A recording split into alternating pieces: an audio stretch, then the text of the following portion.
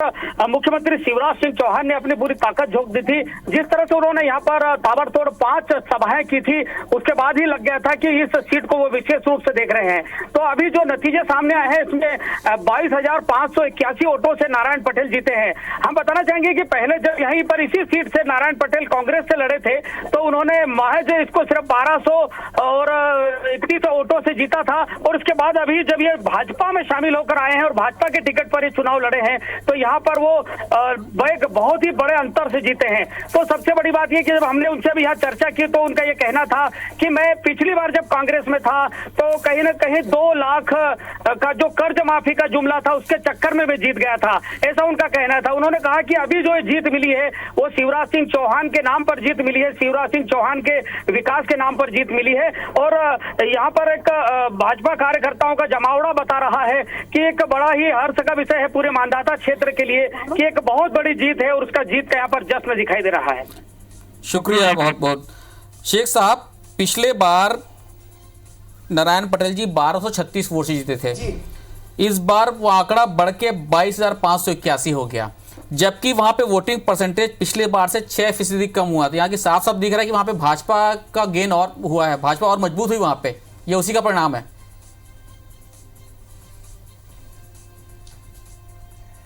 भाजपा पूरे मध्य प्रदेश में मजबूती। और मैं एक बात जो पहले भी स्पष्ट कर रहा था कि पिछले भी चुनाव का जो परिणाम था विधानसभा का, उसमें ठीक है हम सीटों की संख्या में कम थे, उस समय भी वोट प्रतिशत हमारे साथ ज्यादा था। जनता का हमें लगातार आशीर्वाद मिल रहा है और लगातार मिल रहा था, और हमें पता था जबकि अभी और जो परिणाम आने वाले, आप देखिए कि ये जीत के अंतर अधिकतम सीटों के ऊपर बढ़ने वाले, और ये परिणाम ही दर्शाता है कि जो हमारे ऊपर आरोप लगाए जा रहे थे तोड़ने के फोड़ने के, जिन लोगों ने कांग्रेस छोड़ी उनके ऊपर बिकाओ, जनता ने इस चीज को नकारा है। जनता ने बोला कि कांग्रेस ने गलत किया है, जनता भारतीय जनता पार्टी के साथ, और जिन लोगों ने मध्य प्रदेश के विकास के लिए सत्ता को ठोकर मारी थी, जनता उनके साथ आ जाकर खड़ी हुई है।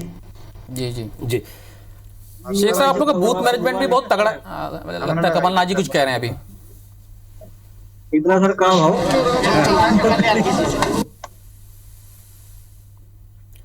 शेख साहब, जिस तरह से हम देख रहे हैं वहाँ के जो रुझान आ रहे हैं, ये एक बात तो और है कि भाजपा का जो बूथ मैनेजमेंट है वो काफी बेहतर रहा है कांग्रेस के बनिस्बत। तो पता नहीं है कहाँ गए, जो कोई राजनीतिक दल है जो कांग्रेस के उत्तम पाल सिंह को हराया है। नहीं हो, हम कम से कम 10 बार बूथ के। जी जी शेख साहब, आप अपनी बात रख दे। हम कम से कम 10 बार बूथ के ऊपर कार्यक्रम करते हैं जनता के बीच। जी, तो वो हम बूथ पर लगातार काम करने वाली बात करते हैं। ये निश्चित तौर पर है कि जब से कमलनाथ जी का बयान आया है विजय कि प्रजातंत्र में जो भी मतदाताओं का निर्णय होता है वो स्वीकार होता है। बड़े सम्मान के साथ इन 28 सीटों के मतदाताओं का धन्यवाद ज्ञापित करेंगे। हम स्वीकार करेंगे, लेकिन पूरे रिजल्ट तो आ जाने दीजिए पहले। ये कमलनाथ जी का बयान आया है कि हम जनादेश का सम्मान करेंगे, लेकिन पूरे नतीजे आने दीजिए पहले। वो चाहते हैं कि थोड़ा और स्थिति साफ हो जाए, ताकि उनको ये पता चले कि जनता ने उन्हें कितना प्रमोट किया है या उनके लोग कितना जीत के आ रहे हैं। ये वो एक समीकरण। एक और अपडेट आ रहा है, मेहगांव से बीजेपी के ओपीएस भदौरिया 1880 वोटों से आगे चल रहे हैं। 1880 वोटों से, 1880 वोटों से आगे चल रहे हैं। ये आगे पीछे हो सकता है। ये बहुत कांटे की टक्कर है वहां पे। जो जीत कर आए जरा इनका रिकॉर्ड में खंगाल रहा था, तो कुल अगर वोटर की बात करें तो 1,95,000 वोटर यहाँ थे। महिला जो है वो 94 लाख थी, और पुरुष जो थे, माफ़ कीजिएगा 94 लाख नहीं, 94,000 थे, और पुरुष मतदाता जो है वो 1 लाख थे। कुल 1,95,000 जो है वोटर यहाँ थे। और छतरपुर से मैं इस पर बात करूंगा। हमारे संवाददाता छतरपुर से नरेंद्र हमारे साथ जुड़ रहे हैं। नरेंद्र, क्या स्थिति है अभी वहां, जीत हार को लेकर क्या बातचीत, कितना जोश वहां के कार्यकर्ताओं में? देखिए, बिल्कुल जिस तरीके से यहाँ पर वोटों की गिनती शुरू हुई थी, उसके बाद लगातार यहाँ पर जो अभी तक जो गिनती हो पाई है वो करीब 5 राउंड यहाँ पर पूरे हो गए हैं, जिसमें आधिकारिक रूप से पुष्टि हुई है। उसमें 1000 मतों से भाजपा के जो प्रत्याशी हैं प्रथम सिंह लोधी, वो 1000 वोटों से आगे चल रहे हैं। लेकिन अभी तो जो करीब 7 राउंड यहाँ पर गिनती हो चुकी है, लेकिन अभी उनकी घोषणा होना बाकी है। 7 राउंड में यदि जो भाजपा को वोट मिले हैं उसमें करीब 4000 वोटों से भाजपा प्रत्याशी प्रथम सिंह लोधी आगे हैं, और जो कांग्रेस की है रामसिया पार्टी पीछे चल रही है। यहाँ पर जो गिनती की जानी है वो 23 राउंड में गिनती पूरी की जानी है और 14 टेबल पर गिनती जारी है। शुरुआत में जो रुझान आए थे हालांकि विलंब से यहाँ पर मतों की गिनती की जा रही है। ईवीएम मशीनों को खोला जा रहा है जिसमें भारी विलंब लग रहा है। अभी तक महज 5 राउंड की प्रशासन यहाँ पर घोषणा कर पाया है। उसके बाद लंच का टाइम हो गया है। जो भी कर्मचारी चुनाव वीडियो जो मतों की गणना में लगे हुए हैं वो लंच कर रहे हैं। लेकिन जिस तरीके से भाजपा को बढ़त मिल रही है, कहीं ना कहीं भाजपा के जो कार्यकर्ता हैं और जो भी पदाधिकारी उनमें खुशी का माहौल देखा जा रहा है और सभी लोग अपनी अपनी जीत को लेकर आश्वस्त है। खासकर भाजपा खेमे में बिल्कुल ही माना जा रहा है कि उनकी जीत निश्चित है। लेकिन वहीं दूसरी तरफ कांग्रेस के जो पदाधिकारी हैं, जो भी कार्यकर्ता हैं, जो प्रत्याशी हैं, उनका कहना है कि उनकी भी जीत होगी। अभी जो राउंड है, अभी 7 राउंड ही पूरे हुए हैं, करीब 23 राउंड यहाँ पर होने हैं। जैसे ही राउंड आगे जाएंगे, जैसे ही समय बीतेगा, वैसे ही कांग्रेस का मानना है कि उनके पक्ष में वोट आएंगे, उनकी जीत होगी। नरेंद्र, वहां पे प्रद्युम्न सिंह लोधी कितने वोटों से आगे चल रहे हैं? देखिए, अभी तक जो गिनती हुई है आधिकारिक रूप से प्रशासन ने 5 राउंड की घोषणा की है जिसमें 1000 मतों से गिनती हुई है। लेकिन हालांकि यहाँ पर जो हमने गणना केंद्रों पे जाके देखा है तो 7 राउंड की गिनती हो चुकी है और करीब 4000 वोटों से भाजपा के जो प्रत्याशी हैं प्रद्युम्न सिंह लोधी वो यहाँ पर 4000 वोटों से आगे चल रहे हैं। विजय, ये बड़ा बलहरा जो क्षेत्र है ये बहुत इंटरेस्टिंग है कि यहाँ पे 4 बार महिला विधायक का कब्जा रहा है। 1998 के बाद हम देखते हैं तो 3 बार भाजपा जीती है, 2 बार उमा भारती की पार्टी थी जो वो जीती थी और 1 बार कांग्रेस। तो एक ही बार सिर्फ कांग्रेस ने यहाँ पे कब्जा किया है। एक और चीज है कि जो दोनों प्रत्याशी वो लोधी समुदाय से आते हैं, लोधी जाति से आते हैं और दोनों टीकमगढ़ क्षेत्र के हैं, एक ही विधानसभा क्षेत्र के हैं। और राम सिंह भारती जी भी मानस प्रवचन करती जैसा कि उमा भारती जी पहले करती थी। तो ये बड़े, और उनकी शिष्या भी रही, तो बड़ी प्रतिष्ठा का विषय था कि किसको, और प्रद्युम्न लोधी को उमा भारती जी ही भाजपा में लेके आएंगी। ये एक इंटरेस्टिंग फैक्टर था और लोधी मतदाता वहाँ ज़्यादा है। हाँ। ऐसे में और पुराने विधायक रहे हैं, वो विधायक थे, विधायक त्यागपत्र देख के वो भी आए।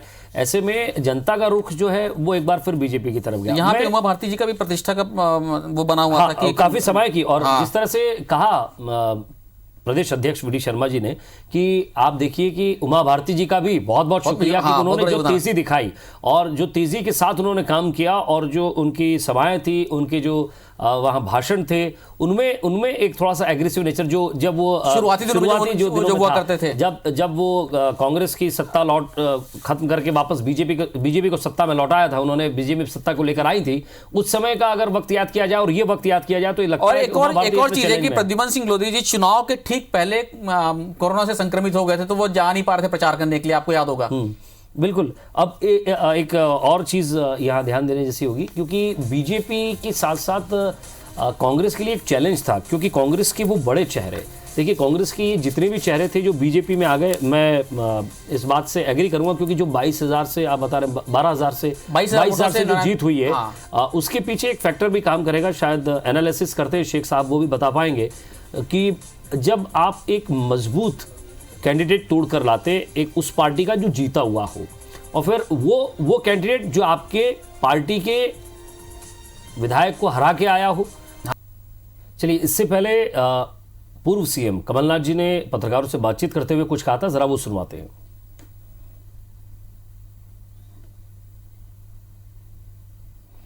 कुछ अपडेट, अच्छा ब्रेक ले रहे हैं, एक चलिए अपडेट देते हुए। अपडेट ये है विजय कि सांवेर से तुलसी सिलावट 13,974 वोटों से आगे चल रहे हैं। अनूपपुर से 8 राउंड की गिनती के बाद बिसाहुलाल सिंह भाजपा प्रत्याशी 14,086 वोटों से आगे चल रहे हैं, और सांची से बीजेपी के प्रभुराम चौधरी 31,229 वोटों से आगे चल रहे हैं। ये एक बड़ा अपडेट है। अगर हम तुलसी सिलावट जी को ले लें या बिसाहुलाल सिंह जी को ले लें, बिसाहुलाल सिंह जी को ले लें, दोनों ही प्रत्याशी अलग अलग नेचर के हैं, अलग अलग जगह से हैं, अलग अलग सीट के हैं, और सरकार में नतीजा एक ही आ रहा है। नतीजा एक ही आ रहा है। और अपडेट आपको बता दें, इस वक्त आगर से कांग्रेस के विपिन वानखेड़े आगे चल रहे हैं। ब्यावरा सीट से कांग्रेस प्रत्याशी रामचंद्र दांगे आगे चल रहे हैं। करेरा से कांग्रेस के प्रागिलाल जाटव आगे चल रहे हैं। गोहद से कांग्रेस उम्मीदवार मेवाराम जाटव आगे चल रहे हैं। सुमावली सीट से कांग्रेस के अजब सिंह कुशवाहा आगे चल रहे हैं। दिमनी सीट पर कांग्रेस के रविंद्र सिंह तोमर आगे चल रहे हैं।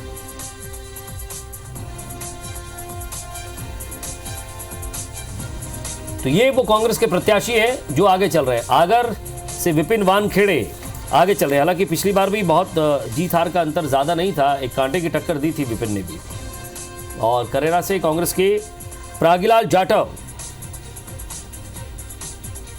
अब यहां 3 जाटव थे अंशुमन जी, देखिए करेरा से जसवंत जाटव बीजेपी से, प्रागीलाल जाटव कांग्रेस से और राजेंद्र जाटव बीएसपी से। अच्छा, ये सीट हम देखें विजय, तो यहाँ पे कांग्रेस ने 7 बार कब्जा किया और भाजपा ने 3 बार जीत दर्ज की है। और एक और चीज, इस सीट पर कोई भी पार्टी लगातार 3 बार चुनाव जीत नहीं पाई है। और 1985 की बात तो ये है कि कोई भी उम्मीदवार लगातार 2 बार चुनाव नहीं जीता है। ये इंटरेस्टिंग फैक्ट है।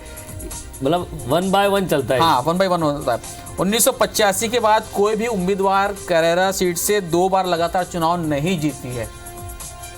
गोहद से देखते हैं, कांग्रेस उम्मीदवार मेवाराम जाटव आगे चल रहे हैं कांग्रेस से, रणवीर सिंह जाटव बीजेपी से और मेवाराम जाटव भी आगे चल रहे हैं, और जसवंत पटवारी ये बीएसपी से मैदान में थे। यहां पर अब तक 5 बार भाजपा जीती है और 3 बार कांग्रेस जीती है गोहद से।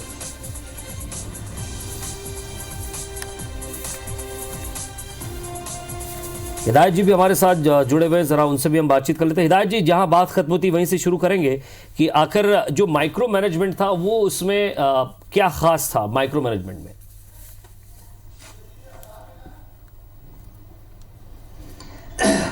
देखिए, खास उसके अंदर क्या था, बुध के ऊपर लगातार काम करते। ये जीत अगर निश्चित तौर में इसका सबसे पहले अगर कोई हकदार है तो बुध के ऊपर काम करने वाला भारतीय जनता पार्टी का कार्यकर्ता है। प्रदेश का हमारा संगठन का नेतृत्व है जिसने इस सब चीज की रूपरेखा करी। हमारे प्रदेश अध्यक्ष हो, हमारे संगठन महामंत्री हो, खुद शिवराज सिंह जी हो, इन सब लोगों ने जो रूपरेखा करी जिसपे बुध के अंदर हमारा कार्यकर्ता नीचे तक जाकर हमारी बात को समझाने में कामयाब हो पाया। कांग्रेस जो नाना प्रकार के झूठ फैला रही थी, जो हम पर आरोप लगा पा रही थी, उस सब का जवाब बुध के ऊपर हमारे कार्यकर्ता ने दिया। और यही होता है, कांग्रेस और उसका कुछ पीछे से मैनेजमेंट करने वाली बात करती है वो करती है, हम जनता के बीच में अपनी नीति, नियत और मुद्दों को रखकर बात करते हैं और ये उसी के ऊपर हमको परिणाम मिला है। मैं एक चीज बहुत स्पष्ट इस मामले पर कर दूं, बार बार बोला जा रहा है कि कांग्रेस मतलब कांग्रेस से तोड़ कर लाए उम्मीदवार। भैया, हम किसी को तोड़कर नहीं लाए हैं, ये लोग कांग्रेस छोड़कर आए हैं, अपनी मर्जी से आए, त्याग कर कर आए मध्य प्रदेश के विकास के लिए। और इस पे अब जनता ने भी मोहर लगा दी। तो आपसे भी निवेदन है, आप इसी चीज को आगे बढ़ाइए कि जनता ने मध्य प्रदेश के विकास को चुना है। जनता के परिणाम को हम अपने हिसाब से नहीं बोल सकते। जनता ने चुना है, वापस भारतीय जनता पार्टी को मौका दिया है। जिन लोगों ने त्याग करा है उनको वापस मौका दिया है, तो जनता ने इन लोगों की चीज को स्वीकार करा है, इनके त्याग को स्वीकार करा है। जी, ये त्याग तो है ही, इसके साथ एक मैनेजमेंट की भी ये बात है, क्योंकि बीजेपी जब चुनाव लड़ती है तो बाकायदा मैनेजमेंट के साथ लड़ती है। आप देखिए शिवराज सिंह चौहान जी, उनके साथ बीडी शर्मा जी, फिर उसके बाद सिंधिया जी भी थे उसमें साथ में, ज्योतिरादित्य सिंधिया जी, उसके बाद आप ले लीजिए उमा भारती, नरेंद्र सिंह तोमर, आप लाल सिंह आर्य, उनको उधर पद देना। आप देखिए हर एक जगह पर, हर एक सीट पर, हर एक व्यक्ति को, अलग अलग रीजन के अलग अलग व्यक्ति को, शिवराज सिंह चौहान के पुत्र कार्तिकेय भी वो भी लगे हुए थे, जहां जो धाकड़ समुदाय, ओबीसी समुदाय, वहां पर कैसे प्रचार करना है, क्योंकि उनके लिए भी एक ट्रेनिंग का पीरियड था।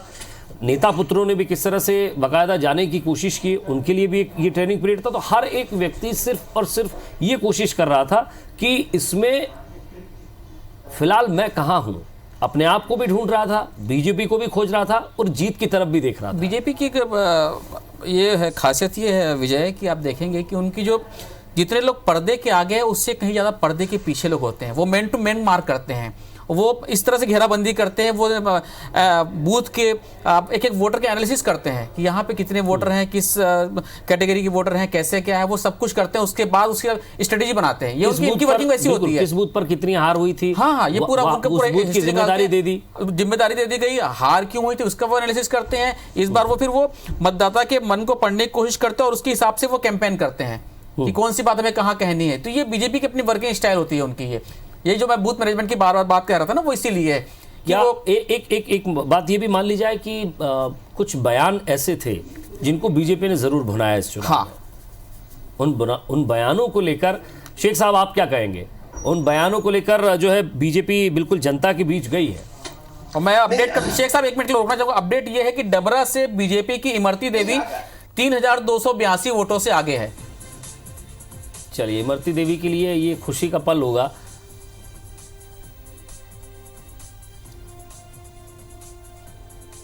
शेख साहब।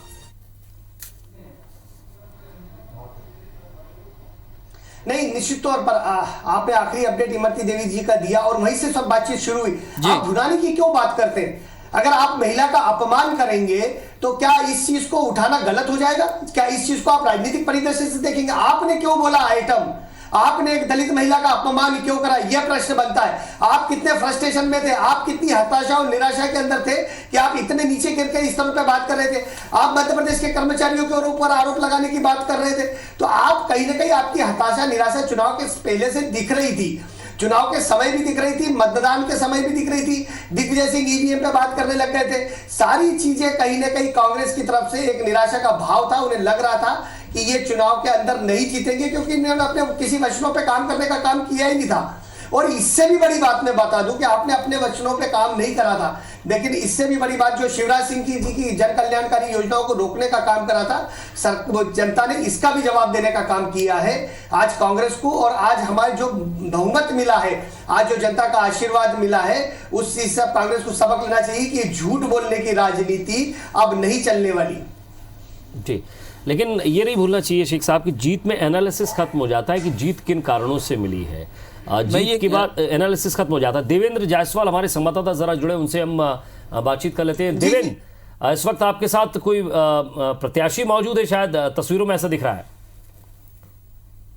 जी, मेरे साथ खंडवा के विधायक देवेंद्र वर्मा मौजूद है और अभी जो यहाँ के मतदाता के अभी जो प्रत्याशी जीते हैं नारायण पटेल, वो जीतने के बाद उनका प्रमाण पत्र लेने की जो है प्रक्रिया को पूरी कर रहे हैं। जो मध्य प्रदेश में सबसे पहला नतीजा आया खंडवा के मतदाता से, उनको यहाँ से जबरदस्त जीत मिली है। लगभग 24,000 के आसपास वोटों से वो जीते हैं और एक रिकॉर्ड भी स्थापित किया है ये बाई इलेक्शन में उन्होंने।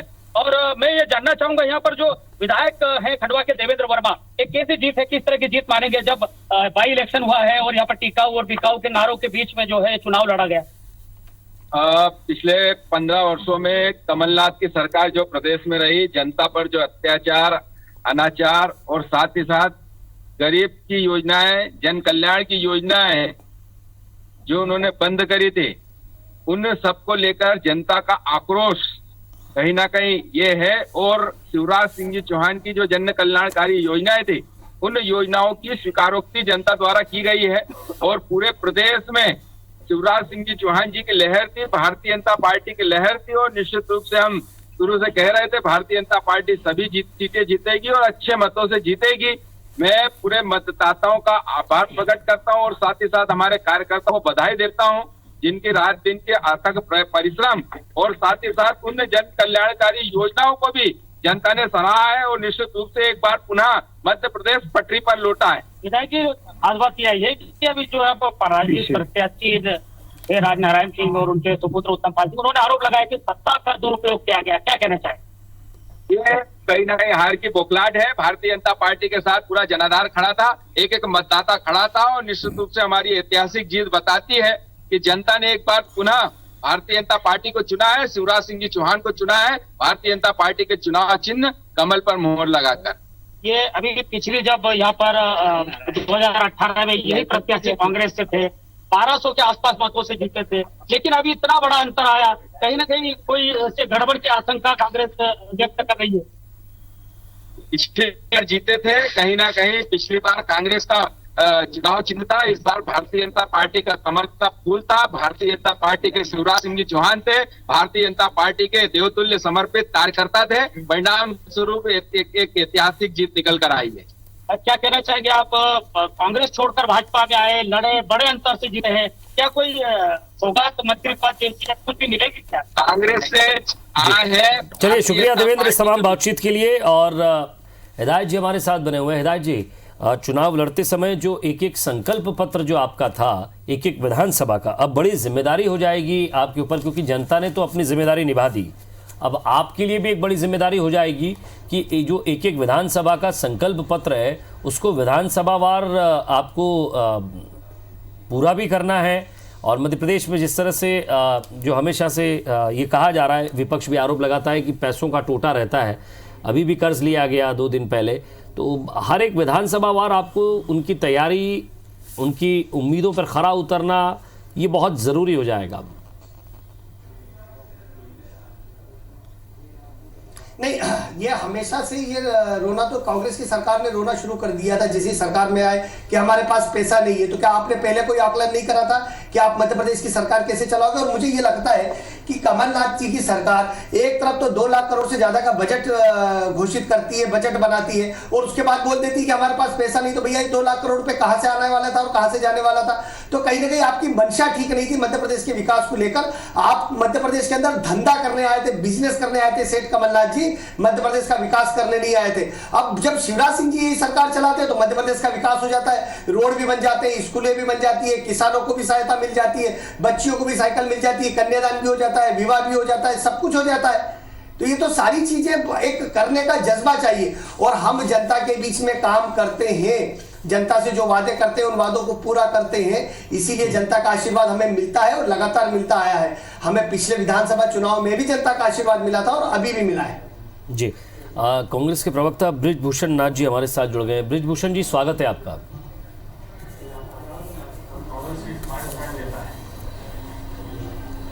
हेलो जी बृजभूषण जी, आपको आवाज मिल रही है? हेलो बृजभूषण जी, मेरी आवाज आप तक पहुंच रही है? जी आ रही है जी। बृजभूषण जी, सबसे पहले तो जो रिएक्शन आ रहा है, मुझे लगता है आप सामने टीवी पर देख भी रहे होंगे, जरा जो इस पर एक आपका रिएक्शन इस टेली पर।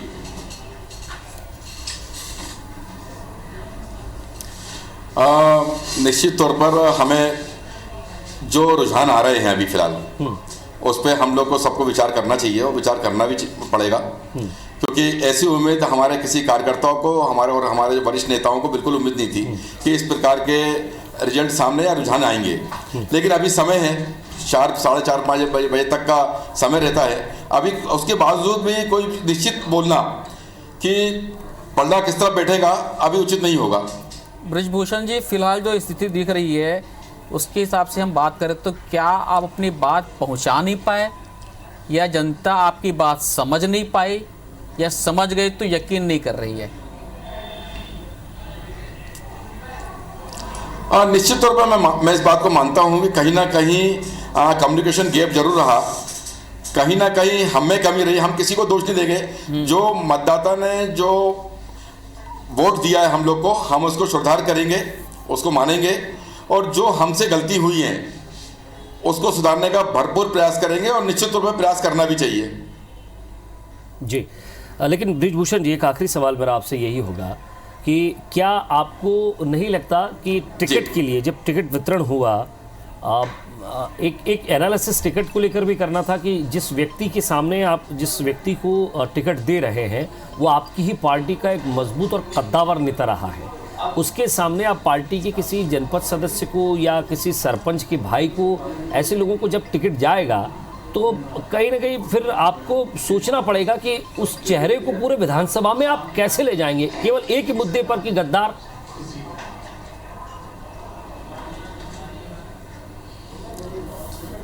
मैं मानता हूं कि हमारे माननीय पीसीसी अध्यक्ष कमलनाथ जी ने 3-3, 4-4 सर्वे कराए, और सर्वे में कहीं ना कहीं मैं मानता हूं और मैं इस बात से सहमत हूं, कहीं ना कहीं भारी चूक हुई है। जो जनता की नब्ज और जो प्रत्याशी को हम लोग टिकट दे रहे थे उसके बारे में संपूर्ण जानकारी नहीं आई। एक बात और है कि जो गए हैं लगभग 25 लोग हमारे कांग्रेस पार्टी के थे जो बीच में चले गए, जब वो गए हैं तो निश्चित तौर पे वो व्यक्ति किसी सेकंड लाइन को तैयार नहीं होने दे रहा था। वही परेशानी आज हमारे साथ में है कि जो परिणाम आपको सामने रुझान में दिख रहे हैं, अगर हम लोग सेकंड लाइन तैयार कर रहे होते और नए कार्यकर्ताओं को टिकट दे रहे होते और नए कार्यकर्ताओं को आगे कर रहे होते तो ना तो आज भारतीय जनता पार्टी में हमारे विधायक जाते और ना कांग्रेस की ये हालत हो रही होती आज। जी, बहुत बहुत शुक्रिया बृजभूषण जी हमारे साथ जुड़ने के लिए। हिदायत जी, आपका भी बहुत बहुत शुक्रिया। स्टूडियो से हमारे साथ बीजेपी के प्रवक्ता नेता पंकज चतुर्वेदी जी और अब्बास हफीज साहब जो कि कांग्रेस प्रवक्ता हैं, वो हमारे साथ जुड़ गए हैं। आप दोनों का स्वागत। अब्बास जी, पहला रिएक्शन आपसे ले लेता हूं क्योंकि 21/6 का जो ये टैली चल रहा है, इस टैली पर हमें सोचना होगा, क्योंकि वो युवा जो अभी कांग्रेस से जुड़े हैं या जिनको आपको देखकर वो आते होंगे या कमलनाथ जी को देखकर आते होंगे या फिर जयवर्धन सिंह को देखकर आते होंगे, जयवर्धन सिंह जी को देखकर आते होंगे, और साथ ही साथ वो युवा जो कांग्रेस की विचारधारा से जुड़कर आते होंगे, उनके लिए एक आज प्रश्न चिन्ह हो गया है, विचारणीय हो गया है कि क्या अभी ये फिलहाल वक्त है कांग्रेस से जुड़ने का?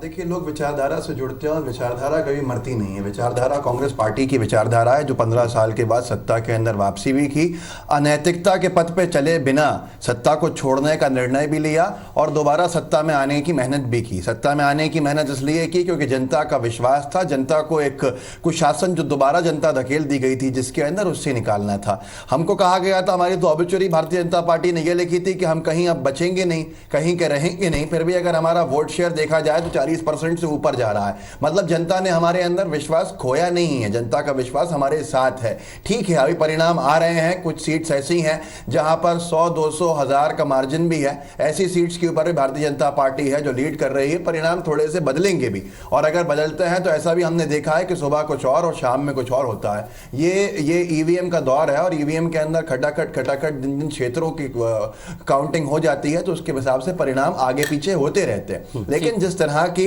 भारतीय जनता पार्टी ने बढ़त हासिल करी, तो भारतीय जनता पार्टी ने कहीं ना कहीं जनता के बीच में क्या मैसेज दिया, क्या दुष्प्रचार उसका कनेक्ट कर गया।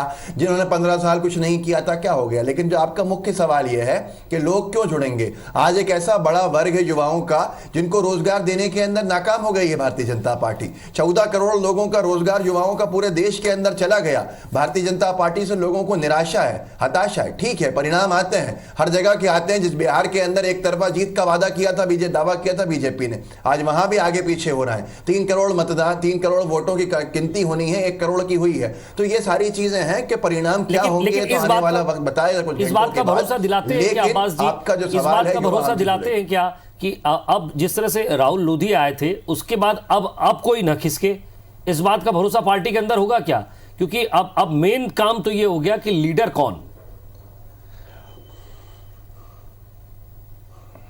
भारतीय जनता पार्टी अपने और कितने वरिष्ठ नेताओं को नाराज करेगी कि जयंत मलैया जी के पास जाना पड़ा, प्रदेश अध्यक्ष और प्रदेश के मुख्यमंत्री महोदय को मनाने के आपकी बिना कहे, आपकी बिना अनुमति के राहुल को लेकर आ गए हैं। और ऐसी बहुत सी सीटें हैं जहां पर पहले ही वार्निंग दे दी जा चुकी है भारतीय जनता पार्टी के वरिष्ठ नेता, चाहे उमा भारती जी हो या कोई और हो, कि आप यहां पर ये सब सौदेबाजी की राजनीति मत कीजिए, हमारा क्षेत्र मत खराब कीजिए। भारतीय जनता पार्टी ने इतने बड़े धड़े को जो अपने अंदर समाया है और अपने अंदर लाके मिलाया है, उसका खामियाजा उनको आने वाले समय के अंदर भुगतना होगा।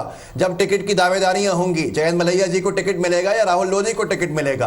भारतीय जनता पार्टी के अंदर वर्चस्व की लड़ाई अब चरम सीमा के ऊपर है कि जयभान सिंह पवैया को टिकट मिलेगा या प्रद्युमन सिंह तोमर जी को टिकट मिलेगा। ये सारे के सारे 28 सीटों के भारतीय जनता पार्टी को देखना है। आने वाला समय वो हो सकता है सरकार के अंदर वो बाकी रह जाए, हो सकता है उन्होंने साम दाम दंड भेद से सरकार अच्छी बना ली, अपनी चला ली, लेकिन अब जो उनको सामना करना है वो सामना भारतीय जनता पार्टी को उन मुद्दों के ऊपर बिखेर के रख देगी। जब 28 सीटों के ऊपर दावेदारियां टिकटों की ठका करेंगी, वो आने वाला समय बताएगा। इसीलिए बहुत सारे लोग, हम अनैतिकता की राजनीति करते होते तो अभी हमारी सरकार नहीं जाती। नैतिकता, मुझे गर्व है कि मेरे पूर्व मुख्यमंत्री कमलनाथ जी ने नैतिकता के पथ पर चलकर सरकार का जाना कबूल किया, लेकिन मध्य प्रदेश के जो संस्कार हैं, मध्य प्रदेश के जो सिद्धांत हैं, उनसे सौदेबाजी नहीं की और हम बहुत अच्छे उसकी तरफ बढ़ेंगे। ठीक, पंकज जी, टैली में 21-6 बधाई दे दूं या कुछ देर इंतजार करूं? और नहीं, आप निश्चित तौर से बधाई दे दीजिए और मैं सहर्षता से आपकी बधाई स्वीकार करूंगा जी। और ये मंगलवार का दिन मध्य प्रदेश के मंगल का दिन है, मध्य प्रदेश के 7.5 करोड़ लोगों के मंगल का।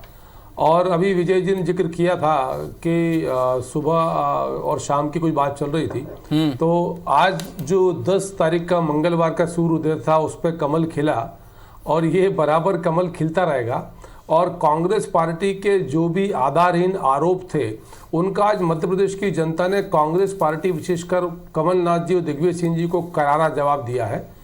जिस प्रकार का घटिया, सस्ता, आधारहीन, तथ्यहीन, असत्य नैरेटिव गढ़ने का प्रयास कांग्रेस पार्टी ने मध्य प्रदेश में किया, ये 21-6 की टैली कांग्रेस पार्टी को वो जवाब देती है कि मतों में से 50% से अधिक मत भारतीय जनता पार्टी के पक्ष में, सीटों में से 75% के आसपास सीटें भारतीय जनता पार्टी के पक्ष में, और कांग्रेस कहीं 20% सीटों के आसपास। मतों की संख्या तो मुझे नहीं अंदाजा क्या है, क्योंकि मैंने अभी देखा नहीं डिटेल कांग्रेस का, लेकिन जो संख्या सामने आ रही वो ये दर्शाती है। अब सवाल ये उठता है कि जो कांग्रेस पार्टी कल कमलनाथ जी ने कहा था कि 4 बजे मेरी वाइट प्ले करना, जिसमें 28-0 से कांग्रेस पार्टी की जीत का दावा था, और पत्रकारों ने कल पूछा कमलनाथ जी से कि सर आज आप 9 तारीख को बोल रहे हैं, कल 10 तारीख को 28 बोले 4 बजे चलाना इसको 4 बजे।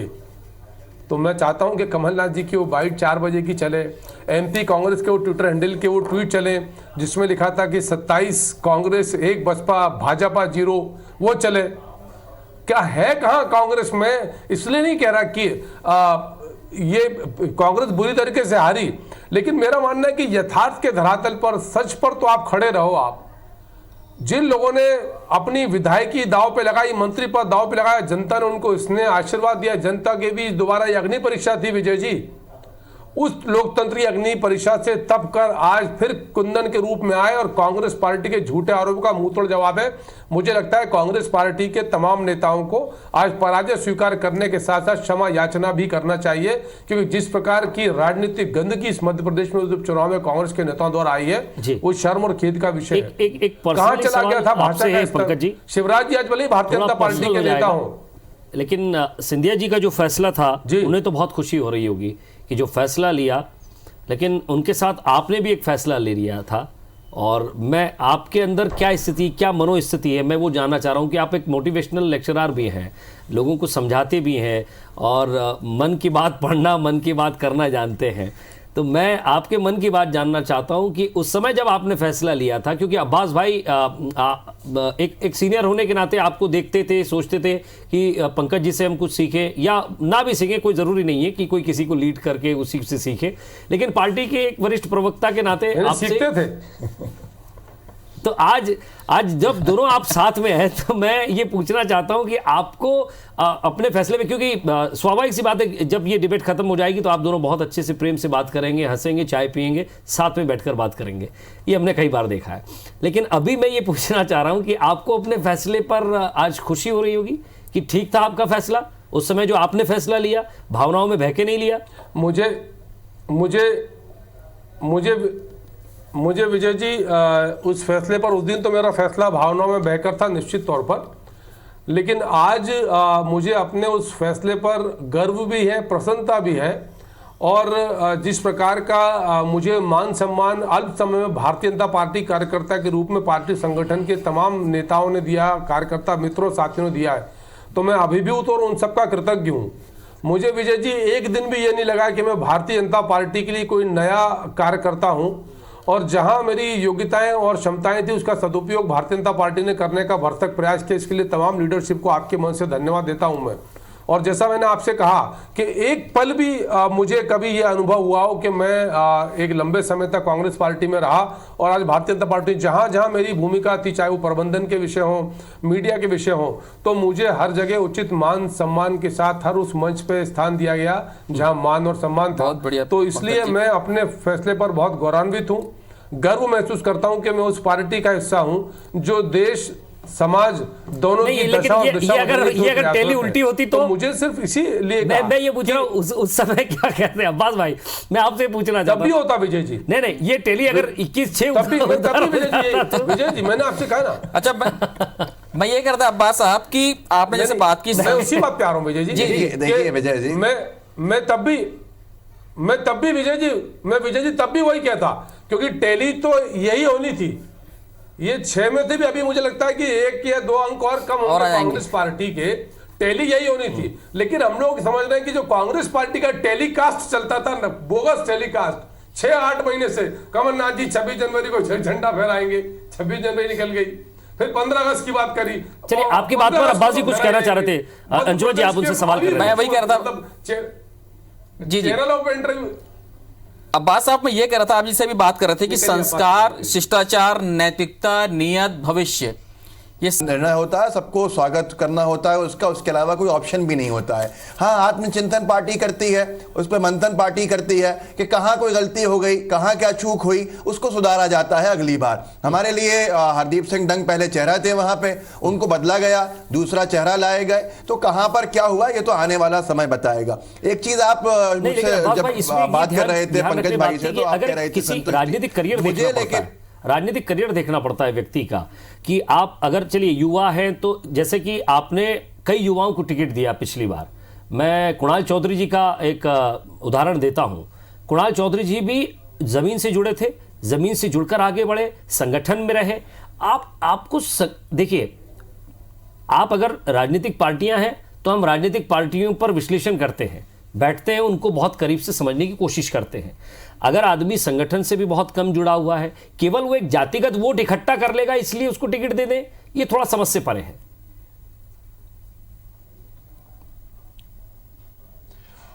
देखिए, मैं फिर से कहूंगा, बहुत सारे समीकरण देखने होते हैं। प्रागीलाल जाटव की एग्जाम्पल ले लीजिए आप। करेरा के अंदर, करेरा में बहुत सारे साथी जो थे वो नहीं कह रहे थे कि उनको टिकट मिलना चाहिए, लेकिन प्रागीलाल जाटव जी को टिकट दिया। जिस तरह का उदाहरण यहाँ है वहाँ पर भी था, वहाँ वो फॉर्मूला सक्सेसफुल रहा, यहाँ पर उसमें कुछ कमजोरी रही।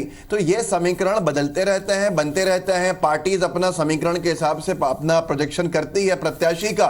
कभी कभी जनता के बीच में वो प्रोजेक्शन सही नहीं होता है, कभी कभी सही होता है। तो ये तो 100% एक्यूरेसी कभी होती ही नहीं है। तो मैं फिर कह रहा हूं कि बहुत सारे, एक कहावत है, इतिहास से आप सीख लेते हैं, प्रतिशोध नहीं लेते। तो इतिहास से सीखा जाता है, जो हमारा गुजर गया उससे सीख लेगा इंसान, पार्टी सीख लेगी, पार्टी आगे उसको सही करेगी। जी पंकज जी, एक रिएक्शन आपका भी।